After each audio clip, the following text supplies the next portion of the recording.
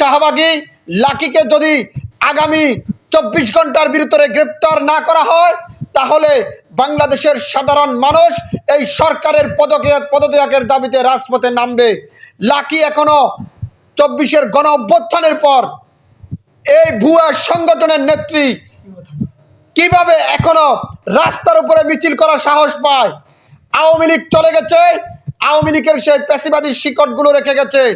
আমি বলতে চাই, আওয়ামী লীগের দেখানো পথে যারাই হাঁটবে তাদেরকে আইনের আওতা আনতে হবে, কারণ এই আওয়ামী লীগ বাংলাদেশে আর কখনো জন্ম নিবে না। যেমনটাই মুসলিম লীগ জন্ম নিতে পারেনি, যেমনটাই জাসদ বাসদ বলেন তারা নিতে পারেনি, আওয়ামী লীগও আর এই দেশে পুনর্বাসন হবে না। শেখ হাসিনা এমন একটি মেশিন, এমন কয়েকটি মেশিন ঢাকা ভার্সিটিতে এখনো রেখে গেছেন। যে মেশিন গানের কারণে যে মেশিন মাঝে মধ্যে একেবারে চেতনা জেগে উঠে, আর এই চেতনা জেগে উঠে বাংলাদেশটাকে আরো নতুন ষড়যন্ত্রের দিকে নিতে চায়। এদেশে ভারতের খেলা শেষ। ভারত এদেশে আর ভারতের রাজনীতি বাংলার মাটিতে প্রতিষ্ঠিত হতে পারবে না। হাসিনার যেই মূল কারখানা, যে উৎপাদন কেন্দ্র, যে শেকট, সেটাকে উৎখাত করতে হবে।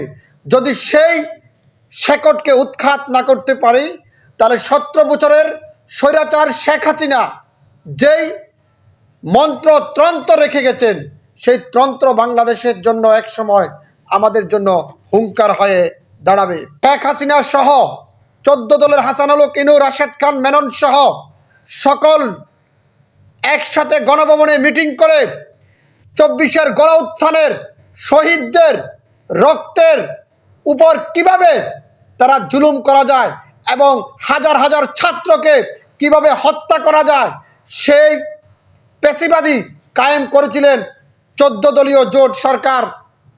তৎকালীন আওয়ামী লীগ শেখ হাসিনাকে সমর্থন জানিয়ে এবং তার সাথে যুক্ত হয়েছে। আমি জানতে চাই, যে সকল ব্যবসায়ী শেখ হাসিনাকে সমর্থন জুগিয়েছেন সেই সকল ব্যবসায়ীদের ভিতরে কয়জন গ্রেপ্তার হয়েছে? বসুন্ধরা গ্রুপ এখনো ঘুরে বেড়াচ্ছেন এবং বসুন্ধরা গ্রুপের মতন আরো হাজার হাজার ব্যবসায়ী আছে, তারা দিব্যিতে ঘুরে বেড়াচ্ছেন। কোন নেতাকে তারা অর্থ দিয়েছেন, পান দিয়েছেন, কোন দলকে দিয়েছেন? না হলে এটা কিভাবে তারা এভাবে প্রকাশ্যে দিবালোকে 5 তারিখের আগে শেখ হাসিনার আমন্ত্রণে গিয়ে তারা বলছে শেখ হাসিনাকে যে কোনো মূল্যে যে কোনো বিনিময় রক্ষা করতে হবে, আর আজকে তারা এখনো দিব্যি ঘুরে বেড়াচ্ছে। আমি এটার তীব্র নিন্দা জানাই এবং সেই সমস্ত ব্যবসায়ীদেরকে গ্রেপ্তার করে আইনের আওতা আনতে হবে।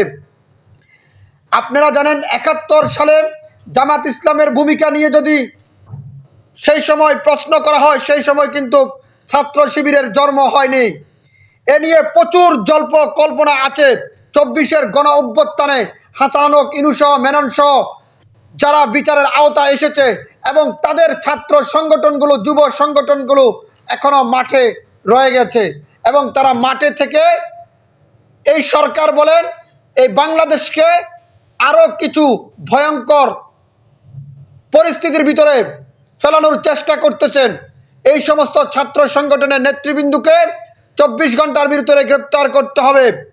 আপনারা জানেন শত শত হাজার হাজার ছাত্র জনতার বুকে গুলি চালিয়ে তারা আবার বাংলাদেশের বুকে রাজনীতি করবে, এটি কখনো বাংলাদেশের সাধারণ মানুষ কখনো এটিকে মেনে নিতে পারে না। গতকাল আপনারা দেখেছেন পুলিশের উপর যে হামলা করা হয়েছে, এটা অত্যন্ত পরিকল্পনা মাফিক হামলাটা করা হয়েছে। এই শাহবাগী লাকিকে যদি আগামী 24 ঘন্টার ভিতরে গ্রেপ্তার না করা হয় তাহলে বাংলাদেশের সাধারণ মানুষ এই সরকারের পদত্যাগের দাবিতে রাজপথে নামবে। লাকি এখনো 24-এর গণ অভ্যুত্থানের পর এই ভুয়া সংগঠনের নেত্রী কিভাবে এখনো রাস্তার উপরে মিছিল করার সাহস পায়? আওয়ামী লীগ চলে গেছে, আওয়ামী লীগের সেই পেশিবাদী শিকড়গুলো রেখে গেছে।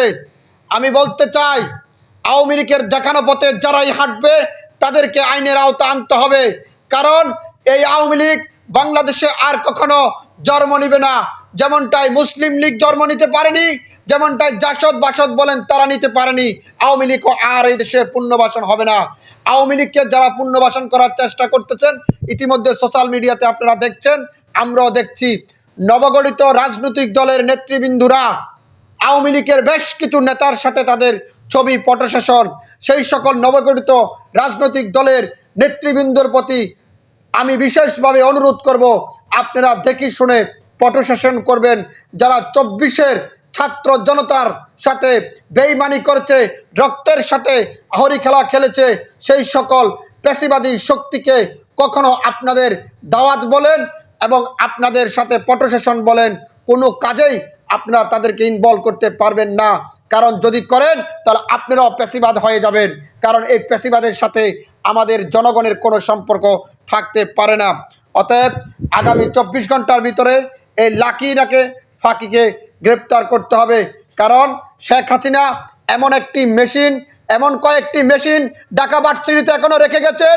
সে যে মেশিন গানের কারণে, যে মেশিন মাঝে মধ্যে একেবারে চেতনা জেগে উঠে, আর এই চেতনা জেগে উঠে বাংলাদেশটাকে আরও নতুন ষড়যন্ত্রের দিকে নিতে চায়।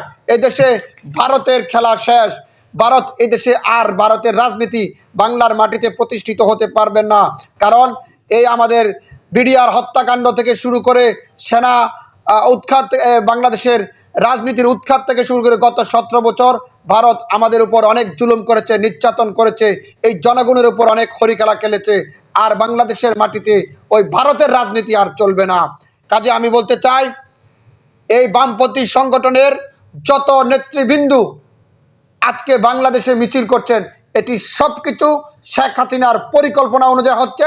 আর এটার সাথে প্রশাসনের বড় একটি অংশ জড়িত রয়েছে, সচিবালয়ের বড় একটি আমলা অংশ জড়িত রয়েছে। এদেরকে যদি চিহ্নিত করে আগামী 24 ঘন্টার ভিতরে আইনের আওতা না আনা হয়, তাহলে এই সরকারের প্রধান উপদেষ্টা, স্বরাষ্ট্র উপদেষ্টা থেকে শুরু করে সকল উপদেষ্টার বিরুদ্ধে আন্দোলনে নামতে বাধ্য হবে বাংলাদেশের সকল আপামর জনতা। আসসালামু আলাইকুম ওয়া রাহমাতুল্লাহি ওয়া বারাকাতুহু। ভালো থাকুন, সুস্থ থাকুন। ধন্যবাদ আপনাদের সকলকে।